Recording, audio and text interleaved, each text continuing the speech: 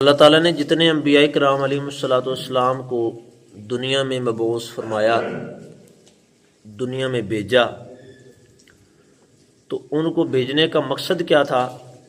اللہ کریم نے سورہ نساء میں فرمایا وما ارسلنا من رسول الا لیطاع باذن اللہ، فرمایا ہم نے جتنے بھی رسول بھیجے ہیں ان کا مقصد یہ تھا کہ تاکہ ان کی فرما برداری کی جائے، تاکہ ان کی اطاعت کی جائے۔ تو انبیاء کرام علیہ السلام کو بھیجنے کا مقصد یہ تھا کہ ان کی بات مانی جائے، ان کی اطاعت کی جائے، فرما برداری کی جائے۔ اور فرما برداری اس وقت تک نہیں ہو سکتی کہ جب تک بندہ تصدیق نہ کرے۔ آپ دیکھیں کہ اگر آپ کسی کو سچا ہی نہیں سمجھتے تو آپ اس کی بات کیسے مانیں گے؟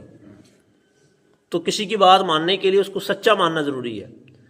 تو ہر دین میں یہ بات لازم رہی ہے کہ جو بندہ بھی اللہ تعالیٰ کے رسول کی تصدیق کرے گا وہی مومن ہوگا، وہی ایمان والا ہے جو نبی علیہ السلام کو سچا سمجھے گا، کیونکہ ان کو سچا سمجھے گا تو پھر فرما برداری کرے گا اور پھر مقصد پورا ہوگا کہ جس مقصد کے لیے انبیاء کرام علیہ السلام تشریف لائے۔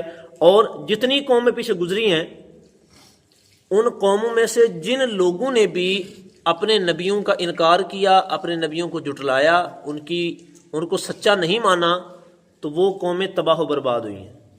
جو میں نے آیات کریمہ تلاوت کی ہیں اس میں اللہ تعالیٰ نے 6 قوموں کا ذکر فرمایا ہے۔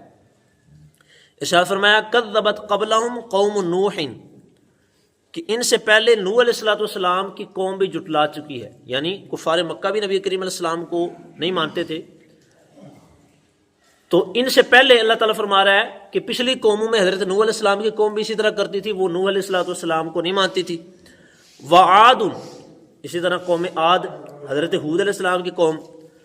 وفرعون ذو الاوتاد، اور فرعون جو میخوں والا ہے۔ وثمود، اور قوم سمود حضرت صالح علیہ السلام کی قوم۔ وقوم لوط، اور حضرت لوط علیہ السلام کی قوم۔ واصحاب الایکہ، اور جاڑی والے، یہ حضرت شعیب علیہ السلام کی قوم کا ذکر ہے۔ اولئک الاحزاب، فرمایا کہ وہی جتھے تھے، وہی قومیں تھیں۔ اس آیت کریمہ میں اللہ تعالیٰ نے یہ ارشاد فرمایا کہ کفار مکہ کو اس میں سمجھایا گیا ہے کہ کفار نبی کریم علیہ السلام کا انکار کرتے تھے، نبی کریم علیہ السلام کو نعوذ باللہ سچا نہیں مانتے تھے۔ تو اللہ تعالیٰ نے ان کو اس میں سمجھایا کہ فرمایا کہ اے کافرو، تم سے پہلے جو قومیں گزری ہیں نا تو وہ تو بڑی طاقتور قومیں تھیں۔ حضرت نوح علیہ السلام کی قوم ہے، صالح علیہ السلام کی قوم ہے، حضرت ہود علیہ السلام کی قوم ہے، حضرت شعیب علیہ السلام کی قوم ہے۔ جتنی قومیں پیچھے گزری ہیں تو وہ بڑی طاقت والی تھیں، اور اتنی ان کے اندر طاقت ہوتی تھی کہ وہ اپنے ہاتھوں سے پتھر تراش لیتے تھے۔ اتنی ان کے اندر جانیں ہوتی تھی، اتنی طاقتیں ہوتی تھیں، لیکن جب ان پر اللہ کی پکڑ آئی، اللہ تعالیٰ کی گرفت آئی، اللہ تعالیٰ کا عذاب آیا، تو ان کی ساری طاقتیں بے بس ہو گئی، ان کی ساری طاقتیں ختم ہو گئی۔ تو جب اتنی بڑی بڑی طاقتوں والے لوگ اللہ کی پکڑ سے نہیں بچ سکے اور اللہ تعالیٰ کے عذاب کا سامنا نہیں کر سکے تو تم کیا چیز ہو؟ تم اللہ تعالیٰ کے عذاب کا کیسے سامنا کرو گے؟ جب اتنی بڑی بڑی طاقتور قومیں اللہ تعالیٰ کے عذاب کے آگے نہیں ٹک سکی تو تم تو کمزور لوگ ہو، تم اللہ تعالیٰ کا عذاب کیسے برداشت کر سکو گے؟ تو اس آیت کریمہ سے یہ بات معلوم ہوتی ہے کہ بندے کو اللہ تعالیٰ کے عذاب سے ہمیشہ خوف زدہ رہنا چاہیے، کیونکہ دنیا کی بڑی سے بڑی کوئی طاقت بھی آ جائے، بڑی سے بڑی کوئی بھی طاقت آ جائے تو اللہ تعالیٰ کا عذاب کوئی بھی برداشت نہیں کر سکتا۔ اللہ تعالیٰ کا عذاب اتنا سخت ہے کہ اللہ تعالیٰ نے سورہ بروج میں فرمایا ان بطش ربک لشدید، فرمایا بے شک تیرے رب کی پکڑ بڑی سخت ہے۔ اللہ تعالیٰ کا عذاب بڑا سخت ہے۔ جب اللہ تعالیٰ کی پکڑ آتی ہے تو پھر کسی کا کوئی بس نہیں چلتا، کسی کا کوئی زور نہیں چلتا۔ اور ایک بزرگ تھے، اللہ تعالیٰ کے نیک بندے تھے، وہ رات کو سوتے نہیں تھے، رات کو سوتے نہیں تھے، دن کو کسی ٹائم سو لیتے تھے لیکن رات کو وہ ہمیشہ جاگتے رہتے تھے۔ تو ان کی چھوٹی بیٹی نے ایک مرتبہ کہا کہ ابو جان کیا بات ہے، آپ سوتے نہیں رات کو؟ تو انہوں نے بڑا پیارا جملہ ارشاد فرمایا، انہوں نے فرمایا کہ بیٹی میں اس بات سے ڈرتا ہوں کہ کہیں میں سویا ہوا ہوں اور میرے رب کی پکڑ آ جائے، کیونکہ پچھلی قومیں جب بھی تباہ ہوتی تھی تو عموماً ان پر رات کو عذاب آتا تھا۔ تو فرمایا کہ میں رات کو اس لیے نہیں سوتا کہ کہیں ایسا نہ ہو کہ میں سویا ہوا ہوں اور اللہ تعالیٰ پکڑ لے، تو اس لیے میں رات کو جاگتا رہتا ہوں، اللہ تعالیٰ کی عبادت کرتا ہوں کہ کہیں اللہ تعالیٰ مجھے اپنی پکڑ میں نہ لے لے، کہیں اللہ تعالیٰ کا عذاب نہ آ جائے۔ تو ہمارے بزرگان دین اس طرح اللہ تعالیٰ سے ڈرتے تھے۔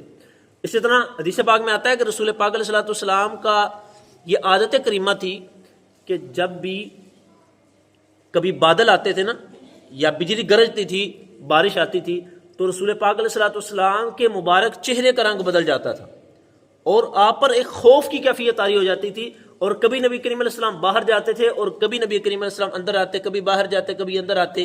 حضرت سیدہ عائشہ صدیقہ رضی اللہ تعالیٰ عنہا نے عرض کی کہ یا رسول اللہ صلی اللہ علیہ وسلم، کیا وجہ ہے کہ آپ کیوں بار بار اندر اور باہر جا رہے ہیں، اتنے خوف زدہ ہونے کی وجہ کیا ہے؟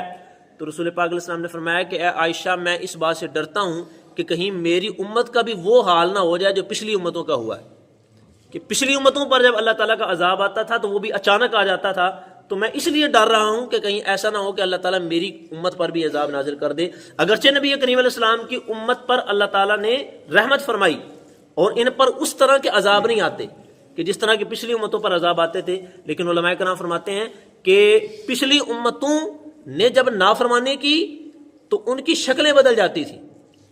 پچھلی امتیں جب نافرمانی کرتی تھیں تو ان کی شکلیں بدل جاتی تھیں، لیکن اس امت میں اگر کوئی نافرمانی کرے گا تو اس کی شکل نہیں بدلے گی، لیکن اللہ تعالیٰ اس کا دل بدل دے گا۔ یہ بھی عذاب ہے، یہ بھی اللہ تعالیٰ کی پکڑ ہے۔ آپ نے دیکھا ہوگا بعض لوگوں کو جب کہا جاتا ہے کہ یار نماز کا ٹائم ہے، نماز پڑھ لیں، تو وہ کہتے ہیں کر سب دل ہی نہیں کرتا، پتہ نہیں کی گل، کر سب دل ہی نہیں کرتا۔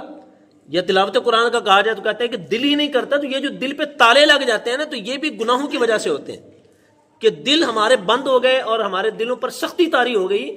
تو یہ دل کا سخت ہو جانا یہ بھی اللہ تعالیٰ کی پکڑ ہے۔ پچھلی امتوں پر جو عذاب آتے تھے ان کی شکلیں بدل جاتی تھیں، لیکن علماء نے فرمایا کہ اس امت پر نبی کریم علیہ السلام کا صدقہ یہ رحمت تو ہے کہ ان کی شکلیں نہیں بدلتی، لیکن اس امت کے دل سخت ہو جاتے ہیں جب یہ نافرمانی میں آگے بڑھ جائیں۔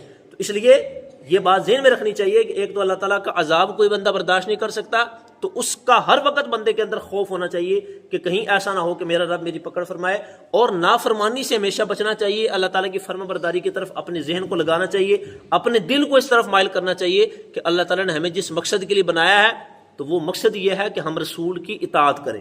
رسولوں کو اس لیے بھیجا گیا کہ ان کی اطاعت کی جائے، تو ہمیں اپنے نبی علیہ الصلوۃ والسلام کی اطاعت والی زندگی گزارنی چاہیے، نافرمانی سے بچنا چاہیے، کیونکہ اگر نافرمانی کریں گے تو پھر کہیں ایسا نہ ہو کہ جو قوم عاد، قوم سمود، قوم نوح علیہ السلام کا حال ہوا تو کہیں وہی حال ہمارا نہ ہو جائے۔ اللہ تعالیٰ کی بارگاہ میں دعا ہے اللہ تعالیٰ ہمیں اپنی فرما برداری والی زندگی عطا فرمائے، اللہ تعالیٰ ہمیں نافرمانی سے ہر گھڑی بچائے، اور دنیا کے اندر بھی، قبر کے اندر بھی، حشر کے اندر بھی اللہ تعالیٰ ہمیں اپنی گرفت سے، اپنے عذاب سے محفوظ فرمائے۔ آمین بجاہ نبی الامین صلی اللہ تعالیٰ علیہ وسلم۔ الصلاۃ والسلام علیکہ۔